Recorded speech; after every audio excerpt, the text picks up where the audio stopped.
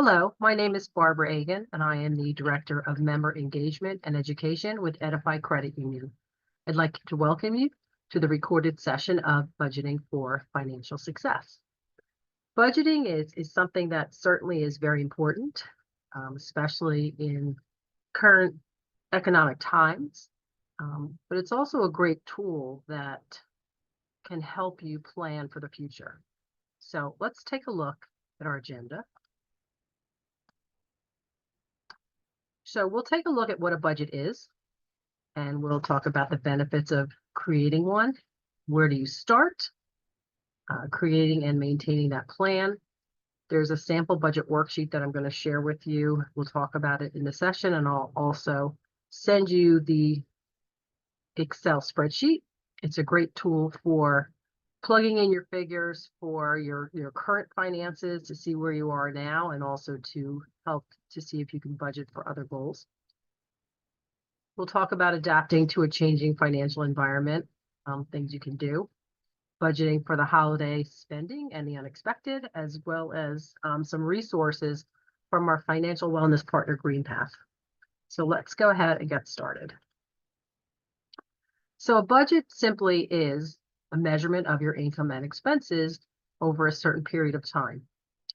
You can do a monthly budget, a quarterly budget, an annual budget, whatever makes the most sense to you. Typically, people will work with a monthly budget because most of your bills and your expenses come in per month. So that's really the easiest way to do it. So the benefits of creating a budget, it allows you to save for your future goals. If you're honest with yourself and you really do write down what you're spending your money on, it can prevent you from overspending. It keeps you kind of dialed in to your goals. Puts a spotlight on bad behavior. And that's probably the number one reason people do not want to actually sit with pen and paper and write down that budget, because we're all guilty of impulse spending. And if you're honest with yourself and you're spending too much, it's not a secret. You know you're doing that. So when you get to that point of where you're going to create a budget, it forces you to make some hard choices. And then obviously having a plan can alleviate that stress because you know where you're at, you know where you want to be, and you have a path to get there. Other benefits to creating a budget. If you were finding yourself in a close to paycheck financial bind, it can help you get out of that by really analyzing where your money's going and what changes you could perhaps apply. It can also help you get out of debt if you have some large credit card debt that you've really only been chipping away at. You can have a better plan on how to get that paid down more effectively. And then when money is an issue, it tends to cause fights. So having a plan and having a budget can end those fights. So if you're seriously looking to make a change, one of the things you need to consider is the difference between a want versus a need. Sometimes if we want something bad enough, our brain can trick us into thinking that it's a need. So when you really have to look at the money and where it's coming in, where it's going, you make some hard choices. So housing obviously is a need. However, how you spend your money on housing. So, are you in an affordable house? Are you, did you buy a house that's outside of your price range?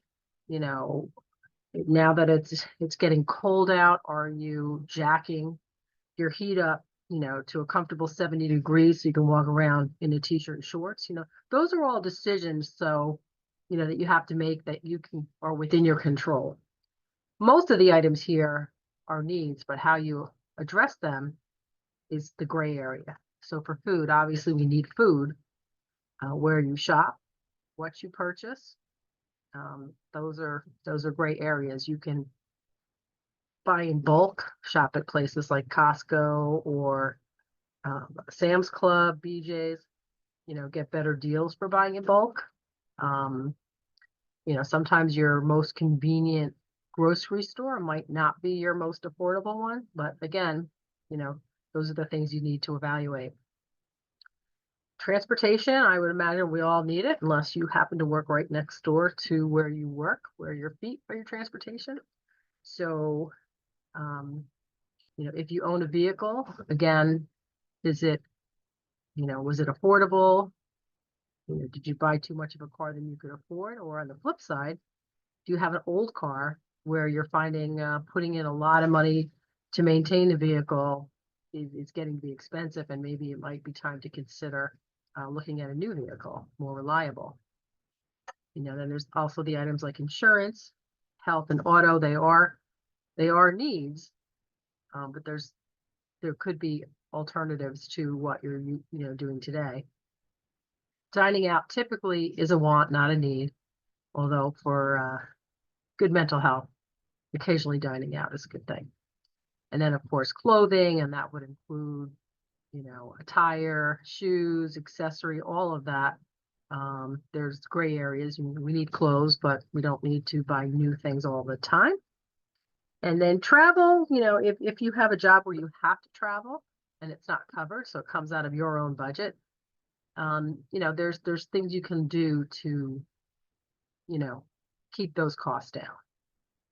So I'm sure you have other items as well, but you're kind of getting the gist of, what I'm talking about here. So where to begin? What you're looking at here is a snapshot of a budget worksheet that the credit union uses in what's called financial reality fairs.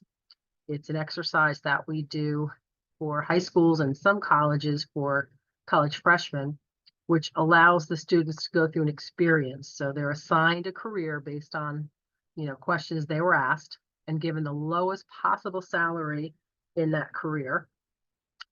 And then we, show them the difference between their gross and net pay, which is significant, and then of course they have to go around the game of life buying things and trying to live within their budget.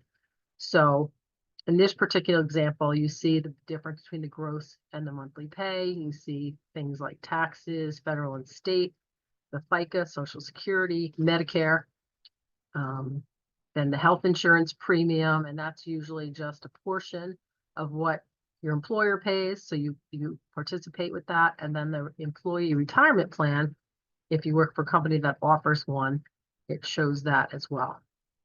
If you're in a new job or new to working, it's always good to consult a tax advisor to make sure that you have enough taken out, because while at a glance you could say, wow, how could they possibly take out more?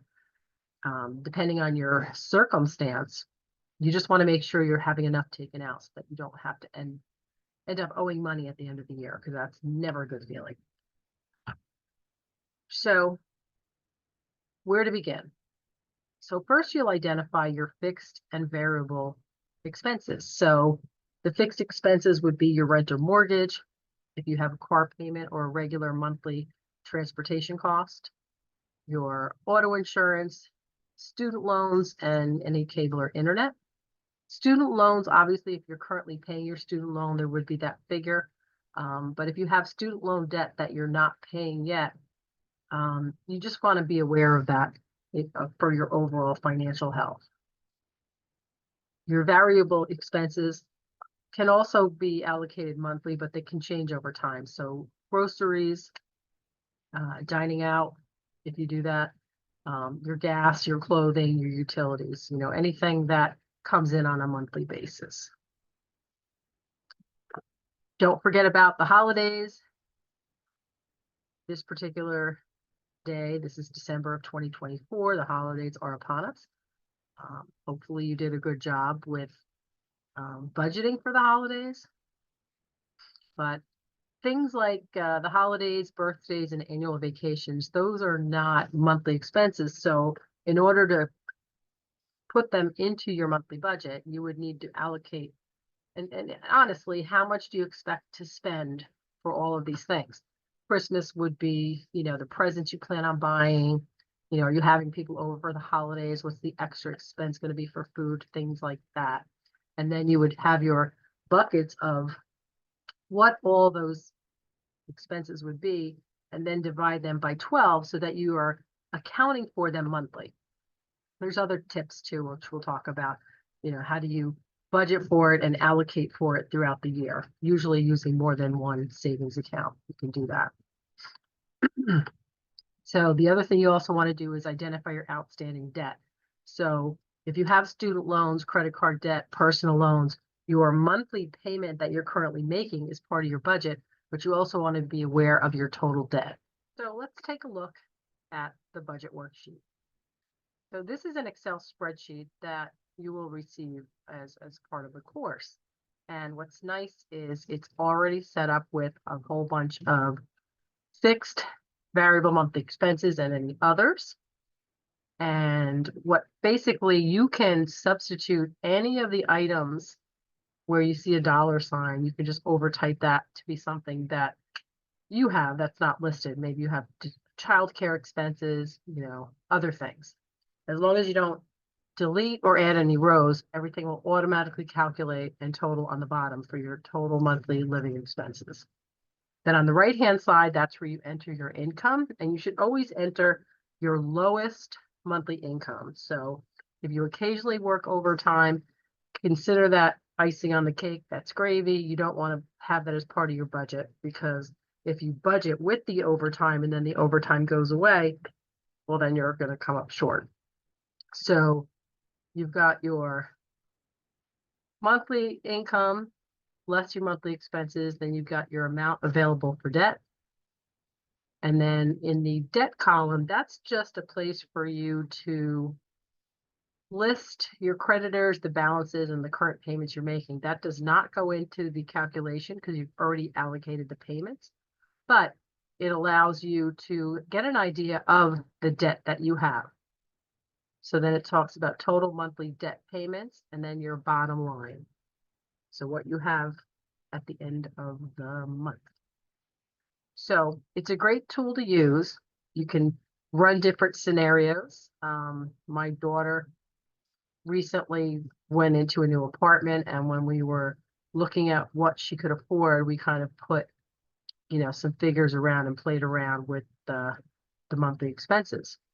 When we were putting together numbers and I was asking her questions, we all have our downfalls. So mine is Amazon Prime. It's very, very easy to just, tap on the app on my phone, find something, buy it, done. And it goes to my Prime credit card. My daughter's vice is DoorDash. She was doing a lot of that. And when I asked her, well, how much do you think you spend monthly on DoorDash? And her answer was, I don't want to tell you. And I said, well, you have to tell me. We can't prepare a budget worksheet and look at your budget if you're not going to be honest about your expenses. So, she shared that amount. I won't share it with you, but it was more than I would like to have heard. But the good news was, so if you're spending that much on DoorDash and you're going to have an apartment where you're going to be able to, buy food, prepare it at home, it's going to save you money. So that was a kind of a good lesson there.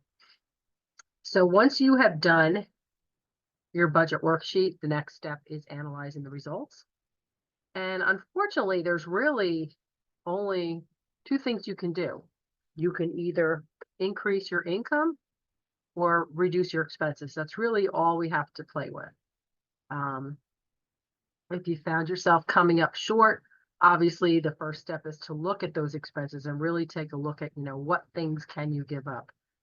Are you getting your nails done, you can do your own nails if you have to, how much you're really spending on things that maybe you could cut back on.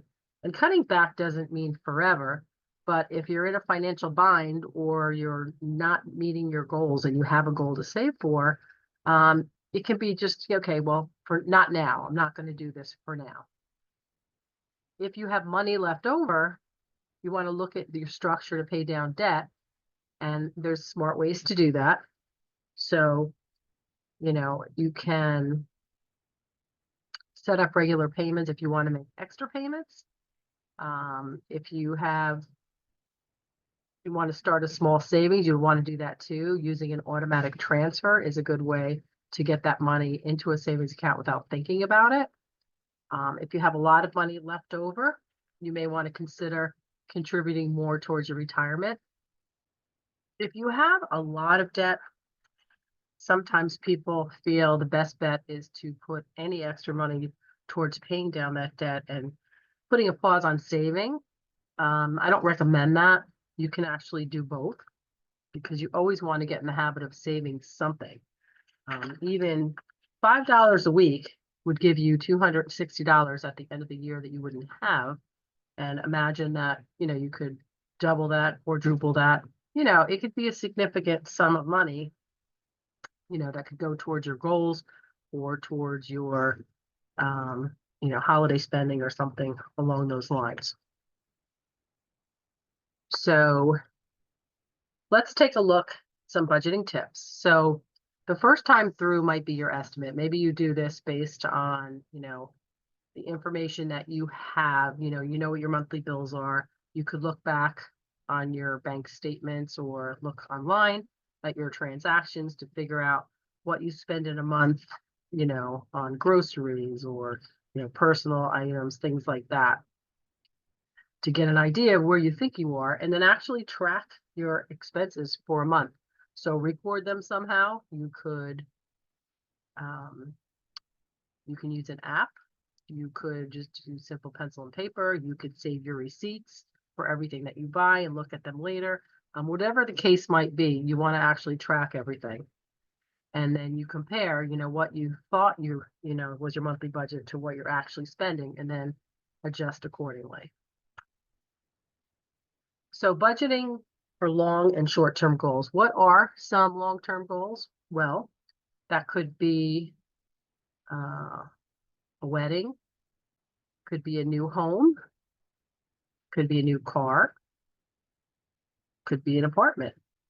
So if those were your longer term goals, the short-term goals would be those that helped you get there. So for a home, it would be maybe saving up for your down payment on a home.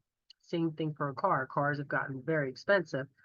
Putting more money down, can lower that monthly payment. And the same thing for an apartment. You looking at apartments, you want to kind of have a savings plan for your security deposit. In any case, even if you don't have a lot of big long-term goals, always a smart plan is to set up an emergency savings because things do happen.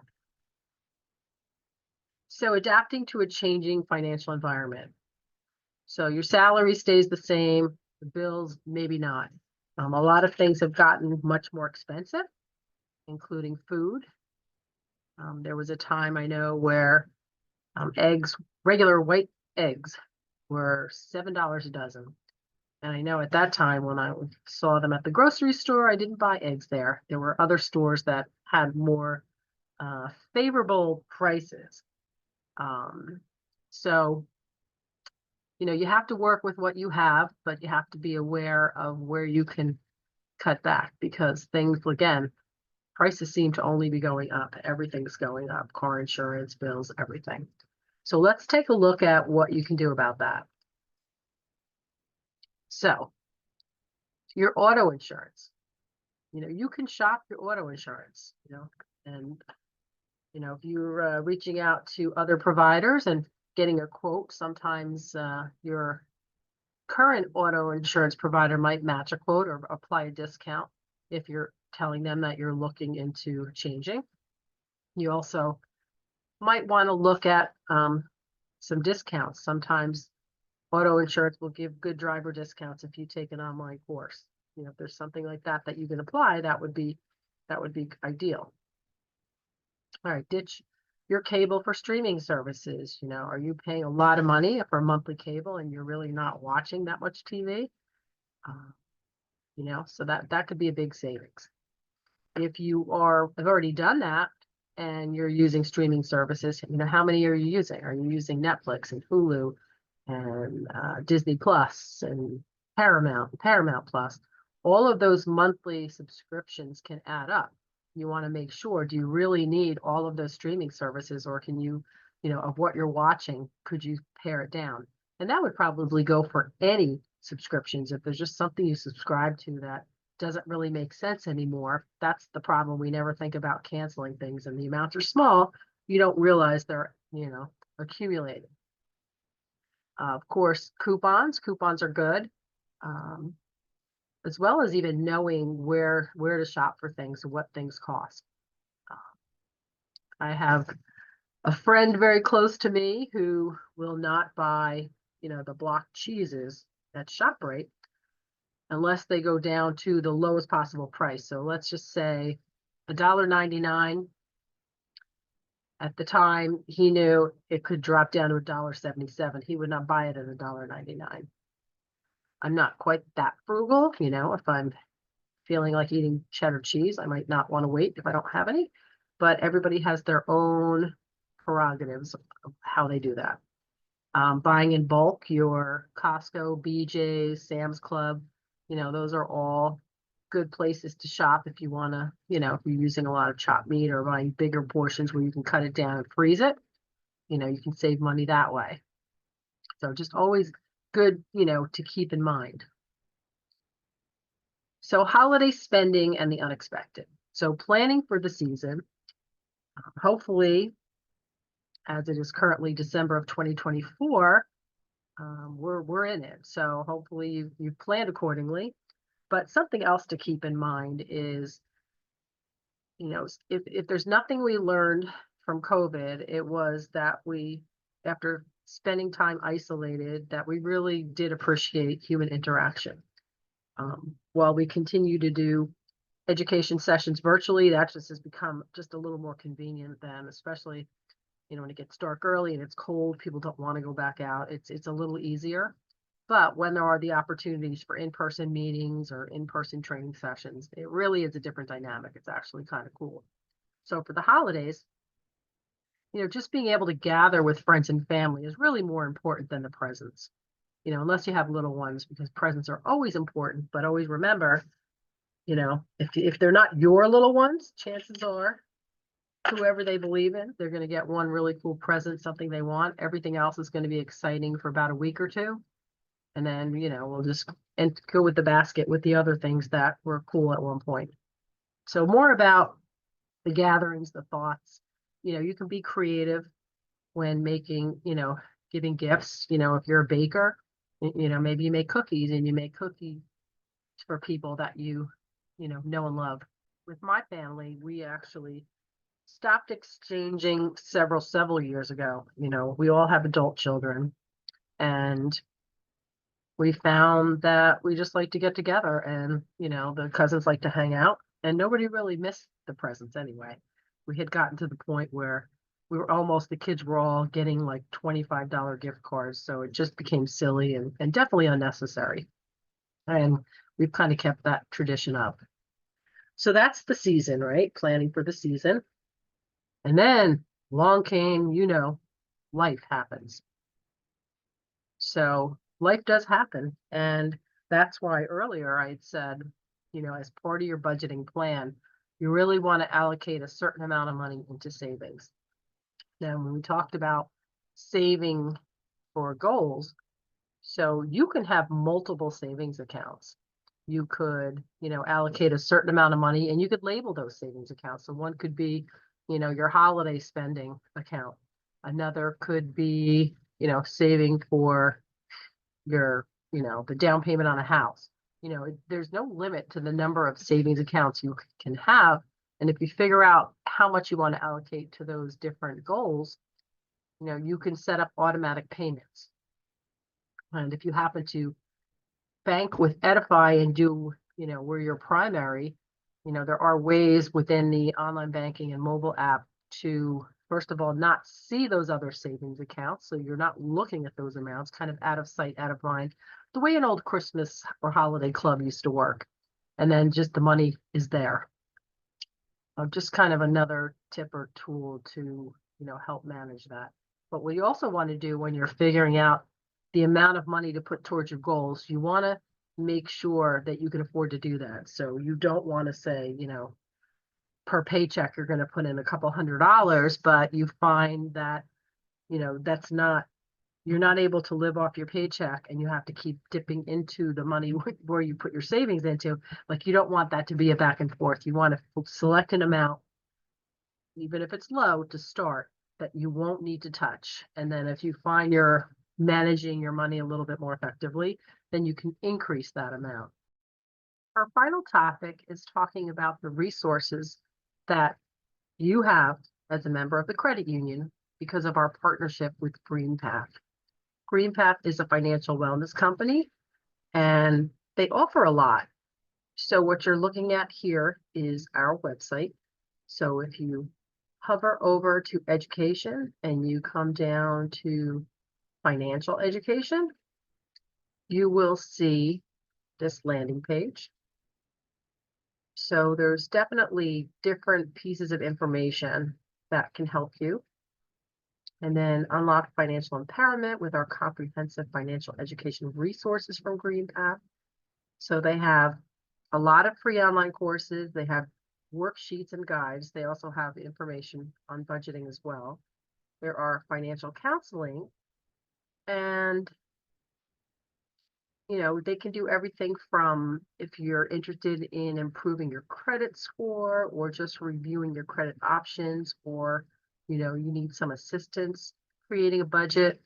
If you're having issues with student loan repayment options, or looking at housing for the first time, they really are an incredible resource, and I feel very fortunate that we are able to partner with them and help our members.